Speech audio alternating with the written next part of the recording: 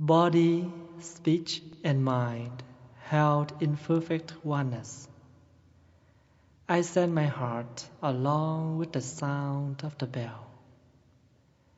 May the hearers awaken from forgetfulness and transcend all anxiety and sorrow. Ba nghiệp lắng thanh tịnh,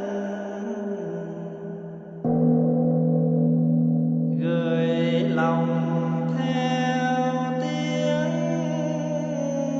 chuông. Nguyện người nghe tỉnh thức,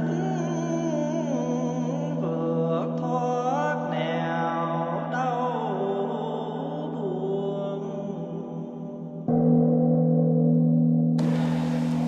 Good morning, my dear friends, brothers and sisters. Today is our weekly Sunday service, March the 13th, 2016. When you walk into the Buddhist temple, you will see there was a great bell and a great drum. We use the bell more often than the drum. We use the great bell every day, twice a day. And before the meaning of the bell is to invite, to make the sound of the bell, to awake the others, to wake all of us. And for those who invite the bell, they will practice calm their mind, calm their body, along with the gatha, the verse. Body, speech, and mind held in perfect oneness. Every day we use our speech, we use action, and we use our thoughts in order to express what we want. If we want something, we need to speak up. If we want to do something, we act. We make into action. And the action and also the speech come from the thoughts. What you thought, that will lead you to the action or to the words. So therefore, in the Buddhist practice, we may want to purify our mind before we speak, before we act, in order to suffer less ourselves and also our loved one. If not, that may cause big problems between us and the others, because the way we speak, the way we act may bring a lot of suffering for ourselves and for the others. Sometimes we have the good intent to correct someone, but we don't have the art how to make the others easily accept our correction. That's why speaking is like an art. We need to learn the art of speaking in order to make the others happy when they hear us or when they receive our message, our correction. The root of the action is not wrong, but the way we expressed is wrong. So that's why things cannot be completely successful, because we don't know how to start. Sometimes we try to inform, we try to make ourselves, we try to correct ourselves that this is who am I, so I don't care what people thought about me. If I need to say something, I will say it. It's all right to say that. But if we want to make our life more meaningful, more beautiful, and we also understand that life is full of suffering, so we don't want to invest more. Because life is full of suffering. That's why we want to make something positive as much as we can. And the way the way we act, the way we speak is very important. All the mistakes, all the wrong actions, all the wrongdoings are come from the way we do, the way we speak, and the root is the way we think. If we think good, we will speak good. If we think bad, we will speak bad. So therefore, why they say body, speech, and mind held in perfect oneness? We need to bring that together. So when the action is you invite the bell, but if you invite with your anger, then the sounds of the bell cannot make people feel peace, feel calm. And if you are in a bad mood, when you speak with your anger, you cannot make your voice sound beautifully. So the one who want to invite the bell with a good sing, a good chant, they must calm themselves. When they stand there, they breathe few breaths in order to make themselves calm, and then they recite body, speech, and mind held in perfect oneness. Because the second sentence says, I send my heart along with the sounds of the bell. You send your love. You send your message along with the sounds of the bell. And what is the message here? Peace, happiness, joy. You cannot send the message of anger, of hate, of ignorance. Same thing, when we kneel down in front of the Buddha every service, we begin the service by offering the incense. And what do we say? I send my sincerely offering along with the smoke of the incense. So when the smoke evaporates, the smoke come up, and we want to send our sincere along with the smoke of the incense. Sometimes you send someone a gift, not only a gift, not only a material or thing, but you also send your love along with the gift. So every single thing we do, we don't have the roots of compassionate, of peace, and we cannot make the material become meaningful gift. Maybe sometimes only a rose you give to someone, but is that only just you want to give a rose, a flower, or you want to express your love along with the flower? When you cook for your loved one, your son, your daughter, your brother, your sister, don't just cook, but you also know how taste they want, how much, what they like. You do with all your beautiful thoughts about them. Oh, I like my son. I know he likes sweet. You do more sweet. He likes a little bit salty. You do a little bit salty. So even just a small dish, you also send your love there. Like this morning, I asked one of the mother, where's your son? I didn't see him this weekend. And she said, oh, he is sick.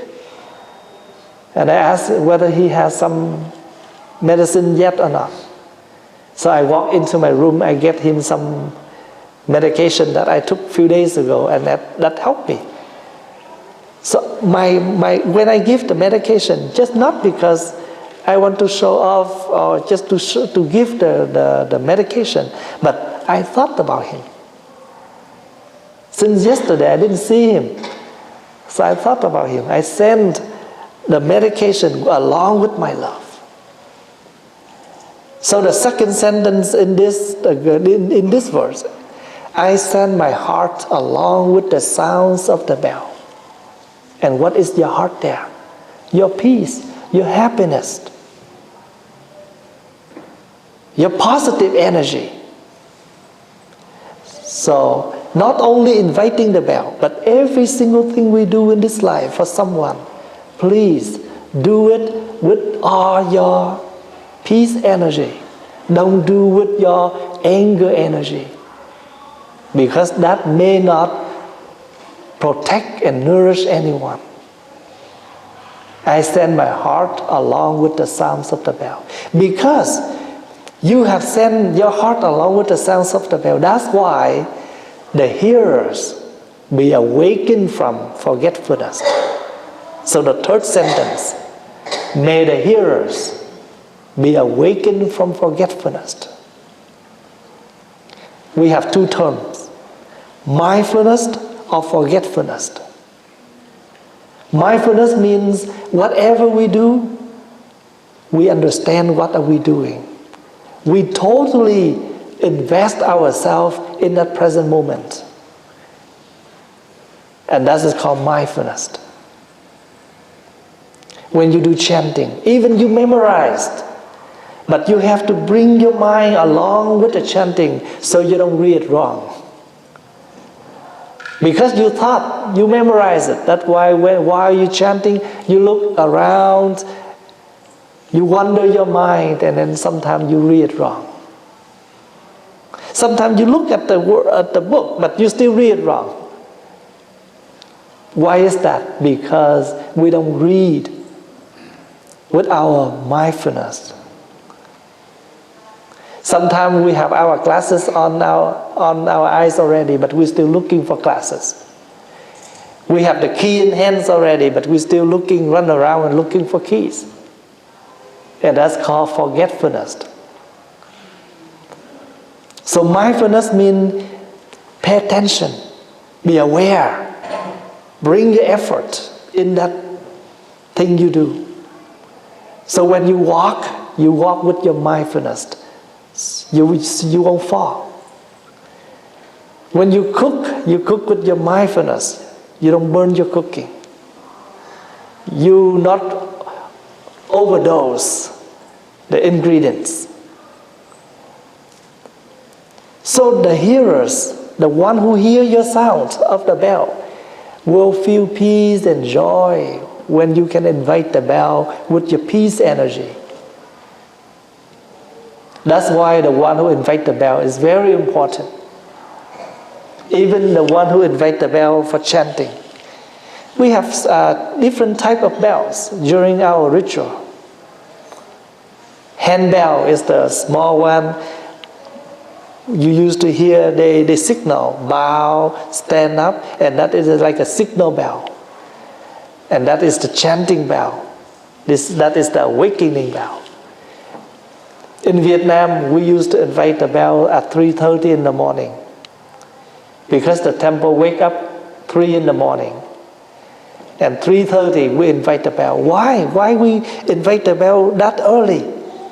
Because 3 o'clock, from 3 a.m. to 6 a.m. is the best time to sleep. We sleep very deep in that hours.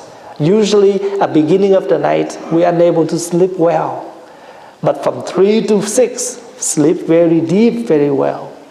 And as a practitioner, especially as a monastic, we do not allow that kind of desires to control us. So we need to wake up. Whatever people attach, a monastic try to detach. So people attach to sleeping. We try to detach. We wake up. And because many still in a deep sleep, we are the one who awake, invite the bell to wake them up. You know, in Vietnam, some neighbor, very poor, we don't have money to buy the clock, we don't have money to buy the watch. So we always hear the temple's bell in order to know what time is it, so we can wake up on time, we go to work. So our timer is the temple's bell. So that's why the one who invites the bell must invite on time. Cannot early, cannot late. On time. And because you are mindful, that's why you will wake up on time and invite the bell on time. I send my heart along with the sounds of the bell. May the hearers be awakened from forgetfulness. The one who invites the bell still forgetfulness, then how can they ask the others to be mindful enough? So you want to be the others to be mindful, you also have to be mindful. Same thing. If the parents want their children to be good, less temper, then they also have to learn how to be taming your temper between husband and wife. They always say, I want you to be honored, never lie. But sometimes we lie to them. And indirectly we taught them to be lie. For instance, if you see the phone ring, you look at the display and you see the number that lady you don't like. You don't want to pick up her phone. You turn around to your son. You tell your son, pick up the phone and tell her mom is not home. But you are really home. But why you ask your son to tell that lady you are not home? Your son will follow your instruction. He will say, my mom is not home. But in him, why mom lied? Instead, you have the right to refuse the phone call, but you say, pick up the phone, tell her that mom is busy.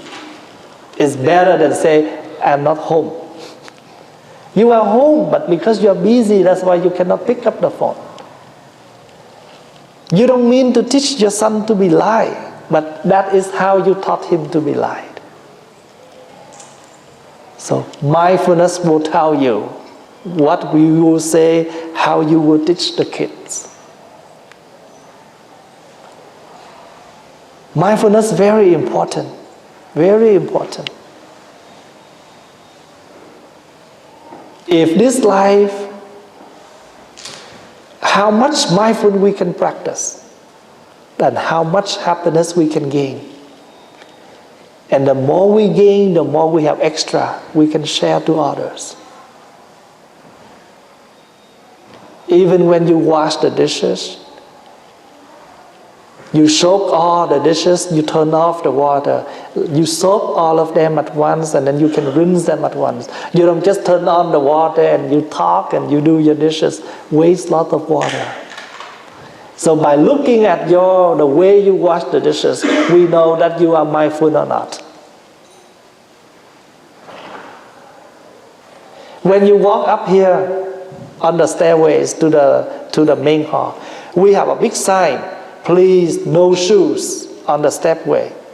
And we thought somebody may not know how to read. So we draw our shoes with an X, but we still see a lot of shoes every Sunday on the stepways.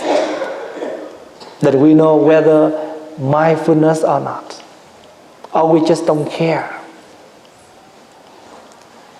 One person don't care. Two persons don't care, maybe they don't care, and this life, this society, this world will be nothing because nobody cares. And because we are care, that's why we try the best to protect our family, to protect our happiness by how we speak to each other, how we treat each other.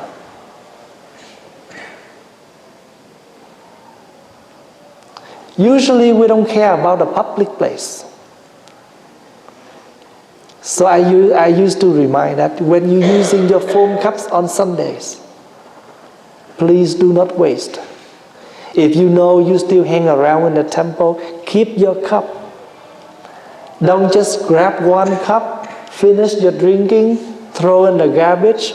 2 minutes later, you take another cup, you finish it, you throw it. You spend 5 cups on Sunday, just only you. And many people like that. And you can imagine how many cups we waste. Not only about the money, but also the pollution. So when we use something, not only just to see the beneficial right in the front, but we also know what is the future. And this is how Buddhists practice. When you do something for your kid, you know not only right now, but you also thinking about the future. May the hearers be awakened from forgetfulness and transcend the anxiety and sorrows. The beautiful and the most important in this life is transformation. Another word, changing ourselves.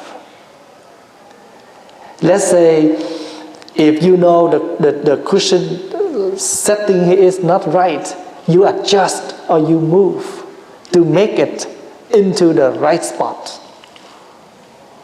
Ourselves, we need to do that too. If we are wrong situation, a wrong space, wrong spot, move ourselves. So we must stand on the right space. Transformation means we know how to adjust. We know how to correct. We know how to make things to be possible. And this is the purpose of coming and receiving the message of the Buddha in order to transform ourselves. If we are unable to transform ourselves, then, we just like that all the time. When you arrange the flower, you put one flower in, two flowers in, and then you need to look over to see whether it's nice or not. Sometimes you just add one more leaf or take out another leaf. You make the arrangement look more beautiful. Life is like that. Add a little bit more, take out a little bit more, things look better.